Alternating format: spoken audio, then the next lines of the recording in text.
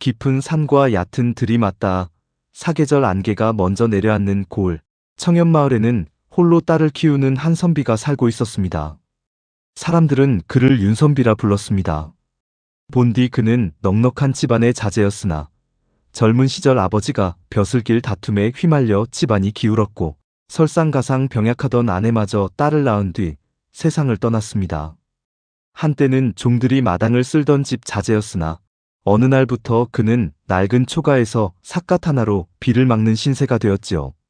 그러나 윤선비는 단 한 번도 세상을 원망하는 말을 입 밖에 내지 않았습니다. 그에게는 눈에 넣어도 아프지 않을 외동딸 초린이 있었기 때문입니다. 그는 자신은 보리밥에 찬물로 끼니를 때우면서도 딸에게만큼은 제철 나물에 달걀 한 점이라도 더 얹어주려 애썼습니다. 봄이면 들에 핀 진달래를 꺾어 작은 사기병에 꽂아주었고 장에 나가면 낡은 버선은 자신 것을 먼저 기워 신으면서도 딸에게 줄 색실한 타래를 사오곤 했습니다. 사람들은 그런 윤선비를 두고 혀를 찼습니다. 그 집은 굶어 죽기 직전인데도 딸을 너무 귀하게 키워. 하지만 윤선비는 웃으며 대답하곤 했습니다. 가난은 배를 골릴 수는 있어도 마음까지 거칠게 만들어선 안 되지요. 그날부터 윤선비는 밤마다 딸을 무릎 곁에 앉히고 세상에 떠도는 온갖 이야기를 들려주기 시작했습니다. 장터에서 들은 이야기, 떠돌이 중이 전해준 이야기, 젊은 시절 스승에게 들은 고사, 나무꾼과 사또, 상인과 거지, 효자와 도둑에 관한 이야기까지 하나도 허투루 넘기지 않았습니다. 그리고 이야기가 끝날 때마다 늘 이렇게 물었습니다. 초린아, 내 생각엔 이 사람들 중 누가 옳으냐? 어떤 날은 부자가 죽어서 좋은 명당을 차지했으나 자식들이 재산 다툼으로 망한 이야기를 들려주며 땅의 기운보다 사람 마음의 기운이 더 중요하다는 것을 깨닫게 했습니다.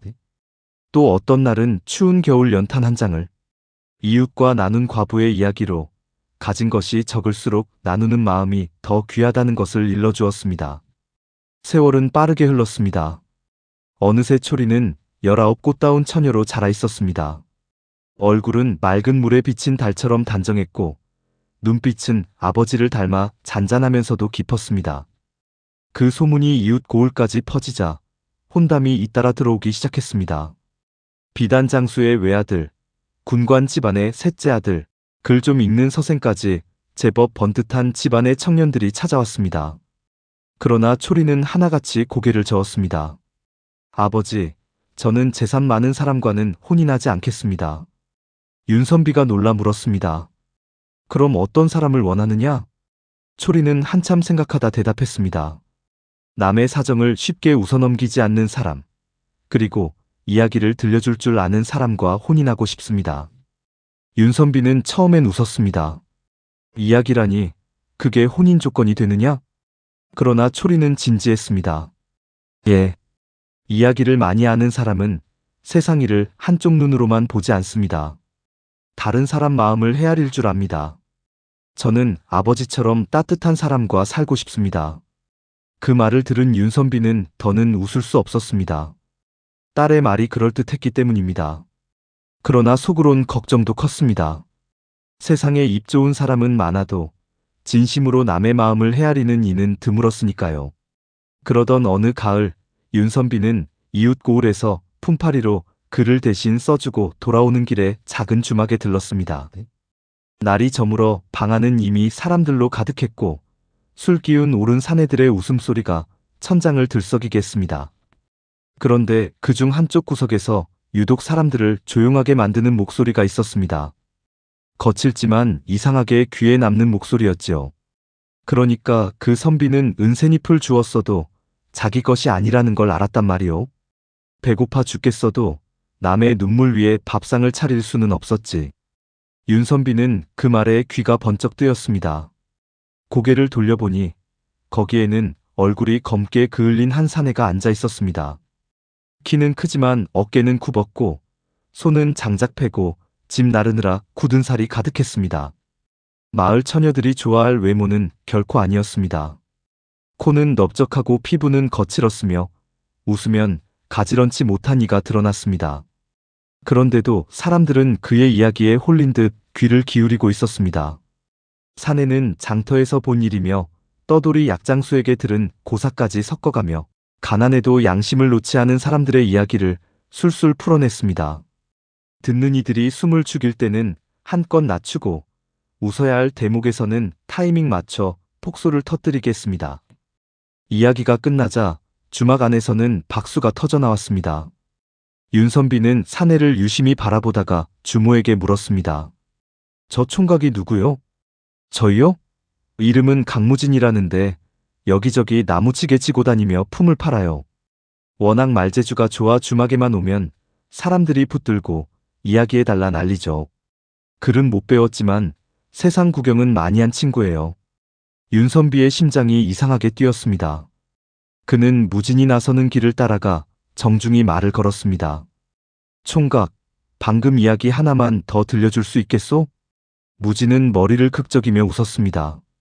돈도 안 되는 이야기인데 선비님이 원하시면야 얼마든지요. 그날 밤 윤선비는 주막 뒤편 평상에 앉아 무진과 늦도록 이야기를 나누었습니다.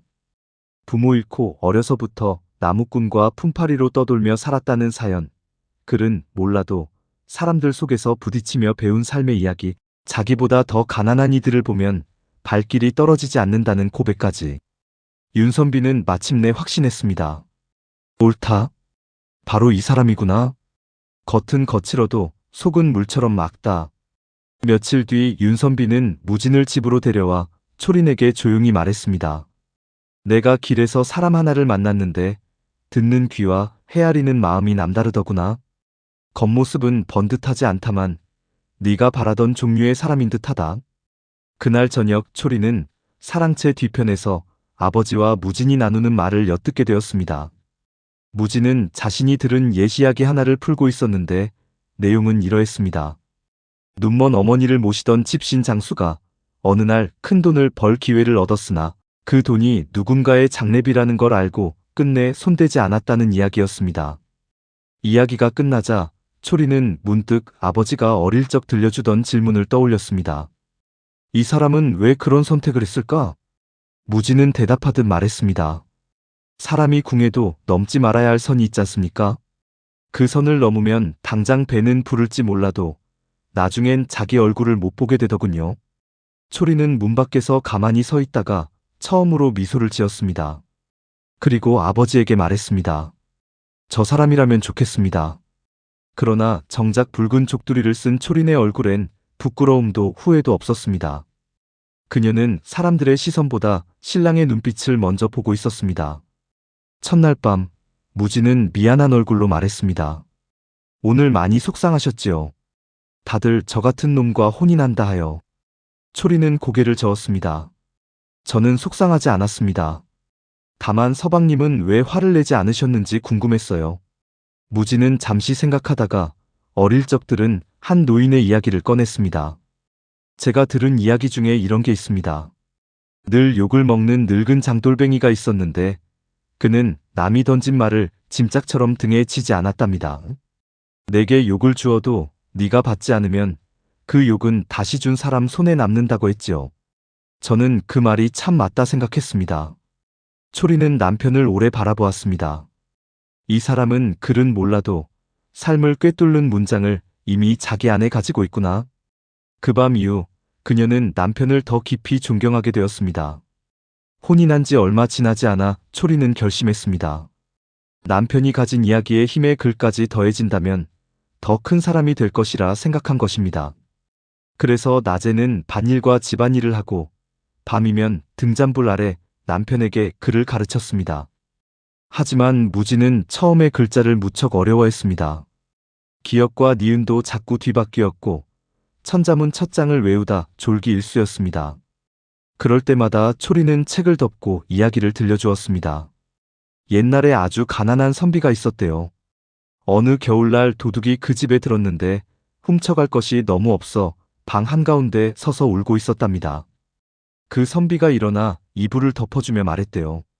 네가 남의 집을 털 정도면 사정이 얼마나 궁하겠느냐? 하지만 네가 진짜 이러선 안 되는 건 손안의 물건이 아니라 부끄러움을 아는 마음이다.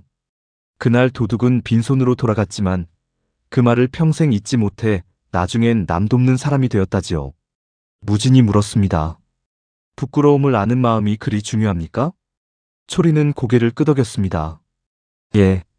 사람은 그를 몰라도 염치는 알아야 하고 가난해도 의리는 잃지 말아야 합니다. 글은 그 마음을 더 분명하게 비추는 거울일 뿐이에요. 몇 해 뒤 사람들은 더 놀랄 일을 보았습니다. 그 머슴 같던 강무진이 향시에서 장원에 가까운 성적으로 이름을 올린 것입니다. 마을에서 그를 비웃던 이들은 입을 다물지 못했습니다. 그러나 세상은 그리 호락호락하지 않았습니다. 글만 익혔다고 단번에 신분의 벽이 사라지는 것은 아니었지요. 한양에 올라가 관직에 나아가자 오래 벼슬길을 독점해온 양반 자제들은 무진을 노골적으로 업신여겼습니다. 나무꾼 출신이 붓을 쥐니 제법 사람 흉내를 내는군. 냄새나는 지게 대신 호를 들었다 해서 근본이 바뀌나? 아무리 애써도 저들은 제가 어디서 왔는지만 봅니다. 제 말은 듣지 않고 손에 굳은 살만 보아요. 초리는 조용히 술잔을 치우고 이야기 하나를 꺼냈습니다. 옛날 어떤 아이가 계모에게 미움을 받았대요. 밥도 제대로 못 먹고 늘 매를 맞았지요. 그런데도 그 아이는 동생들이 계모를 미워하지 않게 하려고 자기 잘못인 척 감췄답니다. 사람들이 왜 그러느냐 물으니 이렇게 말했다지요. 내가 미움을 돌려주면 미움이 하나 더 생길 뿐이지만 내가 품으면 거기서 끝날 수 있다고요. 무진은 한참 말이 없었습니다. 초리는 남편의 눈을 보며 덧붙였습니다. 서방님을 깎아내리는 자들은 서방님이 어디서 왔는지만 압니다. 하지만 서방님은 어디로 갈지 아는 사람입니다. 남의 좁은 그릇에 자신을 담지 마세요. 그 말은 무진의 가슴 한복판에 오래 남았습니다. 그는 이후 조롱을 들을수록 더 낮아졌고 낮아질수록 더 많은 백성의 말을 들을 수 있었습니다. 가난한 이가 관청 문턱에서 떨고 있으면 그냥 지나치지 않았고 과한 세금과 억울한 판결에 대해 윗사람 눈치를 보지 않고 바로잡으려 했습니다. 그러자 점차 그를 아끼는 이들이 생겼습니다. 결국 그는 임금의 눈에 들어 승정원에 드나드는 벼슬까지 오르게 되었습니다. 그러나 높은 자리는 높은 만큼 바람도 거셌습니다. 초리는 남편이 승지가 되던 날 비단 옷 대신 평소 입던 옥색 저고리를 꺼내 입고 말했습니다. 서방님, 높은 자리에 오를수록 더 낮은 곳의 소리를 들으셔야 합니다. 무진이 웃으며 물었습니다. 그 말도 이야기로 들려주실 겁니까? 초린이 대답했습니다. 예. 옛날 어느 임금은 궁궐 담장 아래에서 우는 아이 소리를 듣고 밤중에 몰래 나가보았다지요. 아이는 세금 독촉 때문에 아버지가 끌려가 울고 있었답니다. 임금은 그날 새벽 조정문을 열자마자 조세를 고쳤다고 해요. 높은 사람의 귀가 높아지면 나라가 망합니다. 무진은 그 말을 잊지 않았습니다. 그는 술자리보다 민원 문서를 먼저 들여다보았고 화려한 잔치보다 백성의 곡절에 더 귀를 기울였습니다. 그럴수록 청렴을 미워하는 자들도 함께 늘어났습니다. 탐관오리와 권세가들은 그를 눈엣 가시로 여기기 시작했습니다. 마침내 일이 터졌습니다. 흉년 구율미를 빼돌리던 무리가 역으로 무진에게 죄를 뒤집어 씌운 것입니다. 장부가 바뀌고 증인이 매수되자 그는 순식간에 탐관오리로 몰렸습니다. 임금이 끝까지 믿고 싶어 했으나 조정의 압박이 거세어 결국 무진은 관직을 빼앗기고 집과 세간까지 압류당했습니다. 한때 승지의 집으로 불리던 곳은 하루아침에 빈 깡통이 되었고 부부는 성박 허름한 오두막으로 밀려났습니다. 그날 밤 비가 새는 지붕 아래서 무진은 자신의 무릎을 붙잡고 앉아 있었습니다. 나 때문에 당신이 이런 고생을 하게 되었소. 초리는 찢어진 소매를 꿰매다 말고 조용히 웃었습니다. 서방님, 예전에 제가 뭐라 했지요? 글은 마음을 비추는 거울이라고요. 지금 서방님 마음이 떳떳하면 된 겁니다. 하지만 난 당신에게 따뜻한 방 한 칸도 못 지켜줬소. 따뜻한 방보다 더 귀한 걸 이미 주셨어요. 부끄럽지 않은 남편이라는 것. 무진은 다시 품팔이를 하려 했으나 쉽지 않았습니다. 한때 벼슬하던 자라는 이유로 경계하는 이도 있었고 모함당한 죄인이라는 소문에 일을 주지 않는 이도 있었습니다. 결국 초린이 바느질과 삭발레로 입에 풀칠했고 무진은 산에서 나무를 해다 팔며 겨우 생계를 이어갔습니다. 그러던 어느 겨울 초입, 무진은 산길에서 묵직한 보퉁이 하나를 주었습니다. 풀어보니 안에는 손바닥만 한 산삼들이 줄줄이 묶여 있었습니다. 한 뿌리만 팔아도 몇 달은 배불리 먹을 만한 값진 물건이었습니다. 오두막으로 돌아온 무진은 들뜬 목소리로 말했습니다. 초린, 하늘이 우리를 버리진 않았나 봅니다. 이걸 팔면 다시 살 수 있겠소. 초리는 잠시 말이 없었습니다. 그리고 아주 오래전 아버지에게 듣던 목소리처럼 낮고 또렷하게 물었습니다. 서방님, 처음 제가 서방님 이야기를 듣고 혼인을 결심한 이유가 무엇이었는지 기억하십니까? 무진의 얼굴이 굳었습니다. 초리는 등잔불을 가리키며 말했습니다. 옛날 은단양을 주운 선비 이야기를 서방님이 들려주셨지요. 궁에도 남의 눈물 위에 밥상을 차릴 수 없다고요. 이 산삼이 누구에겐 목숨 줄일 수도 있습니다. 우리가 굶는다고 해서 남의 목숨을 가져다 쓰면 그때부터 우리는 가난한 사람이 아니라 도둑이 되는 겁니다. 무진은 한참 보퉁이를 내려다보았습니다. 밖에선 찬바람이 새는 문풍지를 흔들고 안에선 동치미 국물 한 사발이 전부인 저녁 냄새가 났습니다. 그러나 결국 그는 굳은 얼굴로 보퉁이를 다시 싸맸습니다. 맞소. 내 마음이 잠시 가난해졌구려. 이튿날 새벽 무진은 산삼 보퉁이를 들고 산길과 나루터를 뒤졌습니다. 그러다 돌다리 근처에서 땅을 짚고 울고 있는 중년 사내 하나를 보았습니다. 좋은 비단 옷을 입었으나 흙투성이가 된 채 사색이 되어 있었습니다. 혹시 이것을 찾으십니까? 사내가 고개를 번쩍 들었습니다. 그리고 보퉁이를 확인하자마자 거의 무너져 내리듯 앉아 엉엉 울었습니다. 하늘이시여, 이걸 다시 보다니. 무진이 보퉁이를 내밀자 사내는 손이 떨려 제대로 받지도 못했습니다. 한참 뒤 그가 얼굴을 들어 무진을 보더니 얼어붙었습니다. 무진도 그 얼굴을 보고 숨이 멎는 줄 알았습니다. 바로 자신을 모함해 벼슬길에서 끌어내린 장본인 조판서였기 때문입니다. 조판서는 입술을 떨며 말했습니다. 강승지 아니, 이제는 그리 부를 수도 없겠군. 당신이 왜 이걸? 무진은 담담히 대답했습니다. 제 것이 아니니까 돌려드리는 것입니다. 조판서는 얼굴을 감싸 쥐었습니다. 그 산삼들은 병든 노모의 마지막 약재를 구하려고 마련한 것이었습니다. 권세를 휘두르며 살아왔으나 막상 어머니가 위독해지자 세상의 모든 힘이 아무 소용없다는 걸 알게 된 참이었지요.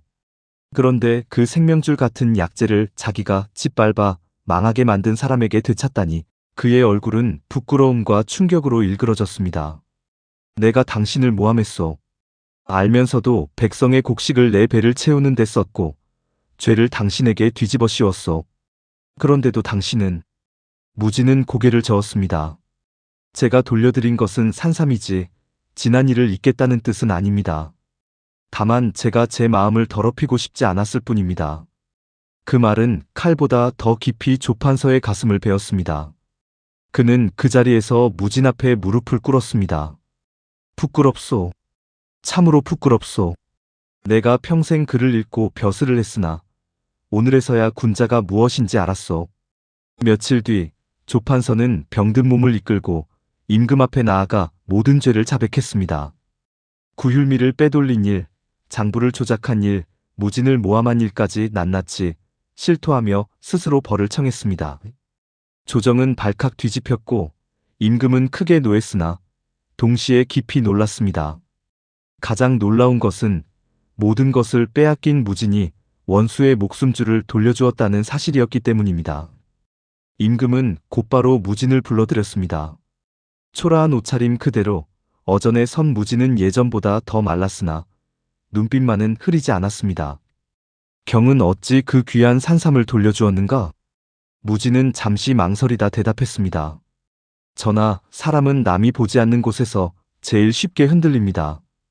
허나 그 순간 제 아내가 늘 들려주던 말이 떠올랐습니다. 스스로를 부끄러워하게 되는 선택은 결국 복이 아니라 화가 된다고 하였습니다. 임금은 한참 동안 아무 말이 없었습니다. 이윽고 천천히 고개를 끄덕였습니다. 경은 벼슬을 빼앗겨도 마음의 벼슬을 잃지 않았구나. 결국 무진은 죄가 벗겨졌을 뿐 아니라 더 높은 자리로 복권되었습니다. 조판서는 벼슬을 내놓고 죄를 받았으나 임금은 그의 자백과 회개 또한 가볍게 보지 않았습니다. 무엇보다 무진을 다시 곁에 두며 청렴한 정사를 펴는데 힘쓰게 했습니다. 집으로 돌아온 날 무진은 초린 앞에 무릎을 꿇듯 앉아 말했습니다. 이 모든 것은 당신 덕이요. 당신이 밤마다 들려준 이야기들이 아니었다면 나는 그 산삼을 품에 안고 도망쳤을 것이요. 초리는 미소를 지으며 남편의 손을 잡았습니다. 아닙니다. 이야기는 그저 거울일 뿐이에요. 거울이 얼굴을 바꾸진 못하지요. 서방님 마음속에 원래 양심이 있었기에 그 이야기가 빛을 낸 것입니다. 그 뒤로 부부는 전보다 더 조용히 살았습니다. 무진은 높은 자리에 있어도 늘 자신이 나무찌개를 지던 시절을 잊지 않았고 초리는 아이들에게 글보다 먼저 이야기를 들려주었습니다. 남이 보지 않는 곳에서 더 조심하라고, 칭찬받을 때보다 유혹받을 때 자기 마음을 먼저 들여다보라고, 사람은 남의 눈보다 자기 눈을 더 무서워해야 한다고 말입니다. 세월이 흘러 그들 집안의 손주들이 뛰놀게 되었을 때도 저녁이면 사랑방에 둘러앉아 이야기가 끊이지 않았다고 합니다. 부잣집 도련님이 가난한 거지에게 배운 마음 이야기, 장돌뱅이가 욕을 등에 지지 않았다는 이야기, 은을 주어도 남의 눈물 위에 밥상을 차리지 않았던 선비 이야기. 아이들은 그 이야기를 듣고 잠이 들었고 어른이 되어서도 함부로 남의 것을 탐하지 않았다고 합니다. 옛사람들은 이런 삶을 두고 불괴함실이라 했습니다. 밝은 대청마루가 아니라 누구도 보지 않는 어두운 방구석에 홀로 있을 때조차 부끄러움이 없는 삶 말입니다. 강무진과 초림 부부가 바로 그런 사람이었습니다. 가장 가난했을 때도 마음을 팔지 않았고 가장 억울했을 때도 양심을 버리지 않았습니다. 그리고 그 마음을 지켜낸 힘은 다름 아닌 이야기를 통해 사람의 마음을 읽는 법을 배운 데서 나왔습니다. 우리는 흔히 남의 시선을 두려워합니다. 그러나 정작 더 두려워해야 할 것은 밤이 깊어 아무도 없을 때 자기 마음이 자기에게 묻는 한마디일지 모릅니다.